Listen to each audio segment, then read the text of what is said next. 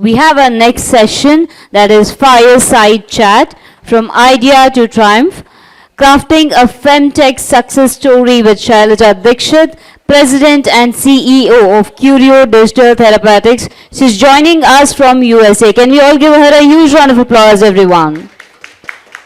Thank you. Now, I may call upon the host of this chat, Reenita Das, a global leader in healthcare and lead conference advisory board member, on the stage, please. Can we have you on the stage? Can we all give her a huge round of applause, everyone? Thank you, everyone. It's indeed my pleasure to be having a fireside chat with Shailja. Shailja, how are you doing? Are you feeling better? I know it must be 6 a.m. in the morning for you. Yeah, thanks for inviting me, Reenita, and I'm so sorry I couldn't be there for this amazing, wonderful conference. As I said, I came back from another conference, and I think that was bad planning on my part, and felt like sick. So I have COVID, but didn't test yet, but very COVID-like symptoms and flu. So sorry about that, but I'm sure it's going amazing, and kudos to the whole team for hosting this amazing conference, so much needed. Well, we'll be back next year again, so for sure you have to make it next year. Anyway, Shailja and I have known each other for quite a few years, since she started Curio 3 years ago. She's a seasoned healthcare professional, she's a clinician, she's a pharmaceutical executive, she's worked in consulting, in big pharma. She's had a wide career span across all different sides of the ecosystem. She's also been named top 2023 Entrepreneur of the Year. She's got the award by Ernst & Young. She's got various other awards that I can't even list and go through. Most notably, your results for your clinical trial just came out, and I saw the results, and I was so excited because this is the first time we're actually looking at outcomes from a mental health perspective, and we can talk about that a little later. What I want to do, Shailja, is really for you to tell us a little bit about how you have taken Curio Digital from a small startup company today to becoming literally a global brand in mental health, in digital therapeutics. How did you do that? What motivated you? What kind of grit, as you call it, did you use during this process? Tell us everything. We have a lot of companies, young innovators here who want to learn from you. So thanks, Reenita, again for allowing me to share that. I think we are still, not done with our journey, right? Because this journey is definitely not an easy one, but an exciting one, I can say that. So we started, as you said, about slightly over 3 years now, May 2020. I am, by definition, not a classical entrepreneur. I'm a physician by training, trained initially in India and then trained in US, did my MBA, MPH, and was in big pharma, for quite some time. The journey for Curio, or how Curio came to be what it is actually not a journey of a physician, is not a journey of a corporate person. It's actually a journey of a mom. When I had my child, I had a high degree of postpartum anxiety. Being a physician, I was in leadership position at GE Healthcare. I had a huge amount of stigma just to acknowledge that I was suffering. So as a result, I never looked for any help. And it was very clear to me that if I, who know the repercussion of this, is not acknowledging, how many more women out there are suffering? And that's where the Curio journey started. We decided to bring together the digital, the power of digital, and our knowledge and know-how about clinical aspect to create a digital-first approach for women's health, and also focusing a lot on mental health. So we call a mind-body connection. We do talk about overall women's health, but we also focus a lot in our product on mental health. So that's Curio's journey. You asked about a lot of glitches. Of course, I tell my team that every day when we are in the office, when we are in the corporate sector, it's humanly impossible to take every decision that's right. But what we are going to do is we will make decisions which are data-based, data driven, and we are going to be passionate about what we do, and then we'll get it right eventually. So many glitches, I started this and then COVID happened. I had to, as a small company, I've invested in a physical office because physical office, believe it or not, was still a thing then, and then I had to just let go that office, had to hire the entire team remotely, had to raise my money remotely. It was a lot of like challenges. May seem okay today because the new entrepreneurs who may be coming in last 1 year or so, we all got so used to doing everything virtually. But you know this, Reenita, that 3.5, 4 years back, raising money virtually, attending conferences virtually was not something that we used to do. Yeah, we were using technology, but not to the extent that we all have become pretty used to doing today. So there were a lot of challenges that were unfortunately happening because of external environment, and we also pivoted in our thinking many times as we went through this. So don't be scared. That's what I tell every entrepreneur. If you have to pivot, just be very nimble, be very agile, be very resilient as you're going through this journey, and be ready for all of those things. So that's our story. We have raised our Series A, launched in US now. You saw the results of our FDA study. I think I can very proudly say my team, we are the largest data set and clinical evidence when it comes to women's mental health today globally, and that's what I think we are being recognized for.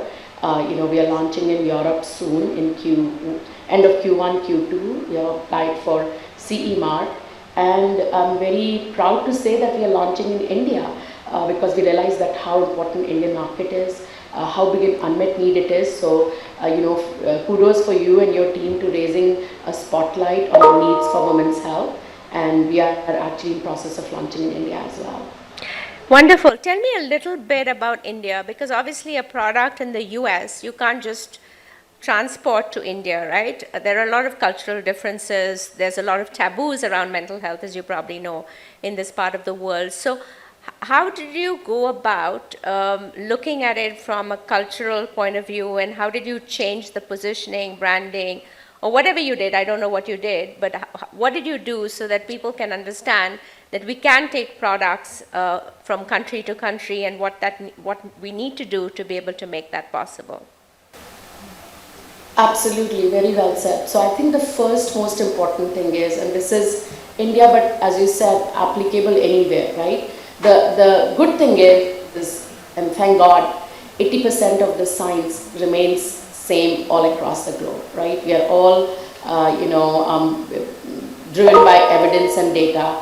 What that makes is the 80% science part remains same, right? Not 20% very important culture part, how those clinical guidelines are applied locally are very different from country to country, specifically when we are talking about US or Western world to India.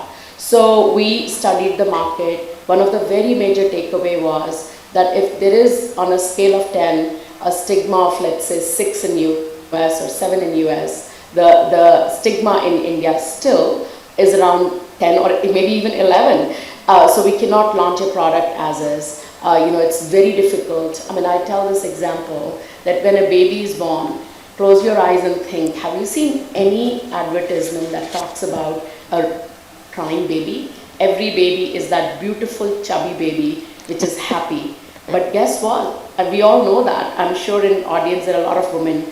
That's not the story for most of us. I did not have my hair done the way I see in those advertisements. My baby was not smiling all the time.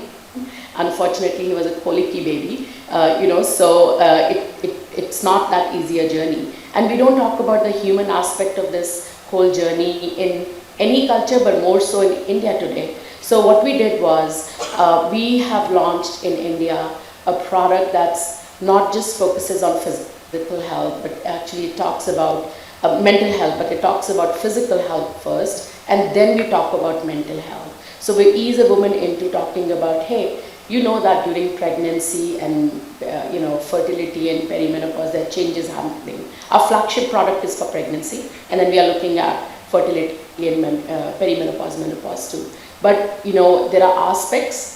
Brain is a very important organ as well, and there are things that are happening there too. So you need to take care about your mental health as well. So in India, we talk about both aspects and ease a woman into the topic of mental health, rather than saying, I think you have an anxiety, depression problem and you need help, and here are some tools for you to help or take care. Another thing that we did was, although I'm fully aware that digital penetration and adoption in India is way more than any other country, way more than US, which is amazing. This is why digital tools make a lot of sense in India, even more anywhere else. But one very important thing is that we realize that human touch, more than anything in India, is still needed. We still have that aspect where we want to talk to our physician, meet our physician, establish a connect with our physician. So we also have a human component incorporated in our platform. So we call it high tech and impactful touch, right? It's not just high touch, but rather an impactful and meaningful touch. So we do have a human touch aspect included in our platform as well. So those were a few of the main things that we did. And of course, all of the language and cultural adaptation of our product has been done as well. That goes without saying. So that was a difference in our positioning, how we did. It took us 1 year to understand, despite the fact that our product was ready, before we could bring it to India. Fantastic. What a fantastic journey to build a global brand. Congratulations. Let's talk a little bit about how you go about acquiring clients.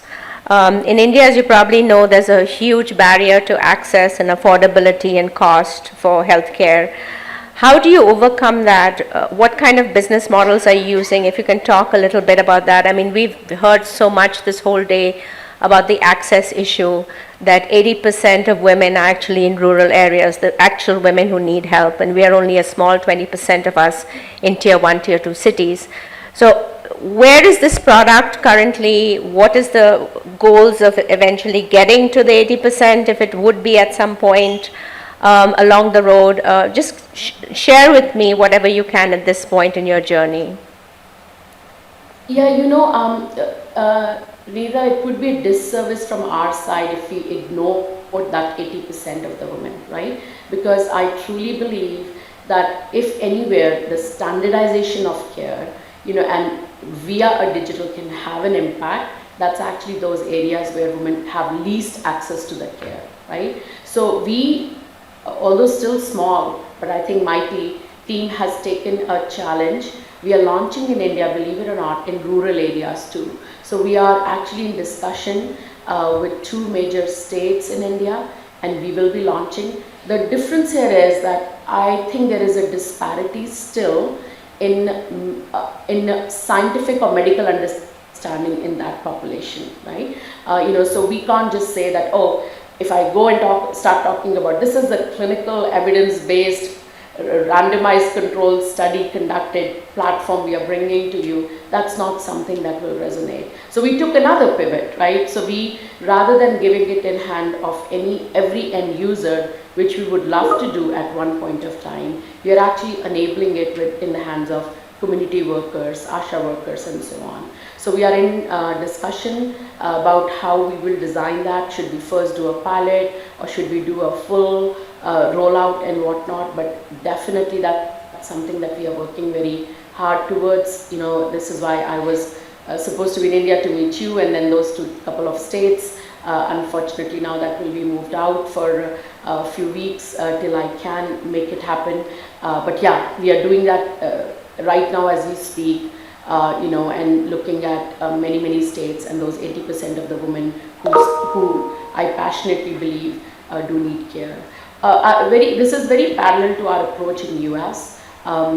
Believe it or not, even in US, there are a lot of women who don't have access to care. It may sound odd for many people that, really, US has that issue as well? But yes, it does exist. There are many women here in rural areas. About 65% of counties in US don't have access to proper trained mental health providers, for example. This may be alarm to many people, but that's a fact. So in US also we have taken what we call Medicaid population, which is funded by state. So we have taken a challenge overall and vision of our company to not ignore those women who are going to be benefited by such tools the most. Very, very noble. I mean, that's really where we should be making a difference in the world for women today. So it's fabulous. As my last question, do you have any messages that you want to give to aspiring young women here in India who want to embark on a journey of innovation, who are an entrepreneur? Just anything that you want to share with them in terms of what they need to be aware for obstacles and how to overcome that. So I think first of all, I say we need more on the table, right?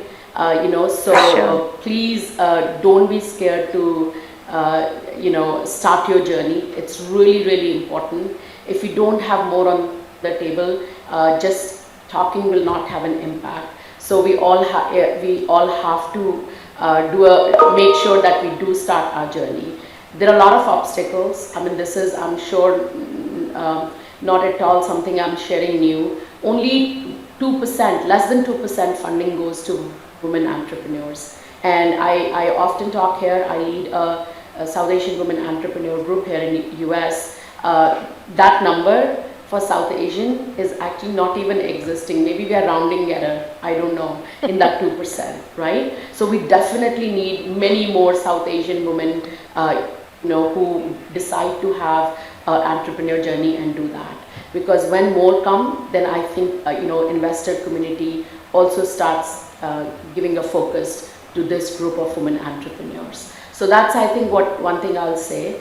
But don't undermine the hurdles you will take. But it's fun. I can assure you it's a lot of fun going through those hurdles as well, because which journey was ever an easy journey? It's not an easy journey. Make sure gritty becomes your middle name. It's really important. But if you have to have an impact, you have to take that. Somebody has to do that. India is also at a very interesting point with so many startup ecosystem, now developing, right? I mean, it's still at the cusp of getting to its prime, if I may say. So that's the good thing. So think about it when the overall growth of VC and startups is happening in India, and if we can see more and more women coming in that cohort as well, how wonderful that would be. Because US missed that, right? I mean, here still there are not many women, and now there is a deliberate, conscious effort that let more women come and become entrepreneurs. No, very, very true. We all have to dare. I think that's something that's missing from a woman's vocabulary, to dare. And so I think we really need to start daring, and we don't have anything to lose. If we didn't get the money, we didn't get the money, but at least we can dare to ask for the money, whatever that might be. We'll still be in the same position, but there will be no loss for anyone. I wanted to open this up to the audience. If there's any questions from anyone in the audience for Shailja. She's out of Washington, right? That's where you are? I'm based in Princeton, New Jersey. Princeton. New Jersey, New York. Yeah. Very close to New York, yeah. Any questions from anyone? No, I think there are no questions. Oh, okay, you had a question. Do you want to give her a mic? There's one question for you. Just hold on.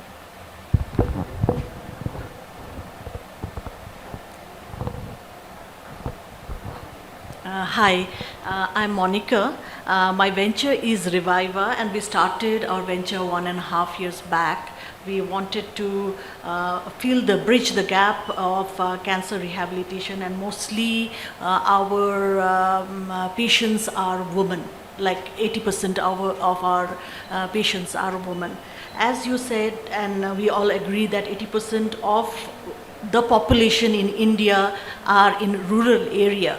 Now my venture provides physical and emotional rehabilitation to this woman.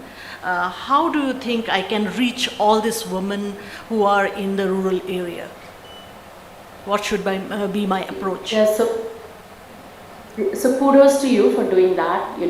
Definitely cancer rehab physical and emotional is such a big thing, unfortunately many don't realize a woman who, and we are seeing this more and more, is a breast cancer survivor, goes into menopause early on because of the chemotherapy and many more things. There is such a big stigma that she goes through, the emotional health that she goes through, many problems, and they need support. Sometimes there is chemical support or clinical support because, okay, treatment is available, but many more things are missing. So kudos for you to doing that. One vehicle that I can share my story, but maybe there are many more models, so I can tell about what we are trying to do. We are trying to work with actually government, in those areas, because as you know, affordability in that population is also, they are very price sensitive. So there is some kind of help that subsidization that government has to provide.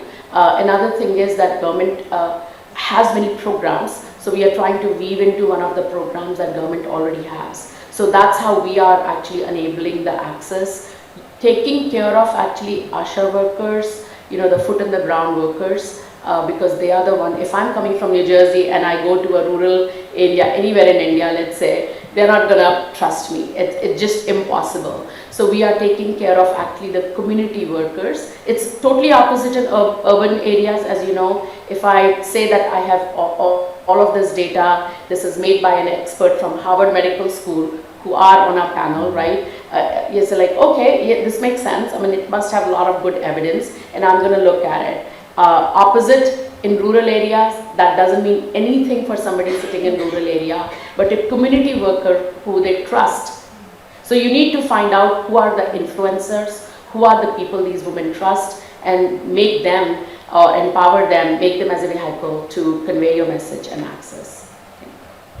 Thank you. Yeah, I think that's the only way. If you want to go to rural areas, you'll have to go through the government and the community workers. And I think the work that you're talking about for cancer, I think it's so important, because already when rural women have cancer, especially breast cancer, they're like stigmatized outside of society, especially if they have a mastectomy or something. They're completely on the outcasts of society. So there's so much that has to be done in terms of education as well, not just for the woman, but for the family and the support structure, because very often she's thrown out of the house as well. I've heard terrible stories of what is happening in many parts of India with regard to breast cancer in rural areas. So I think what you're doing is fantastic, but I think you'll have to work with the local community.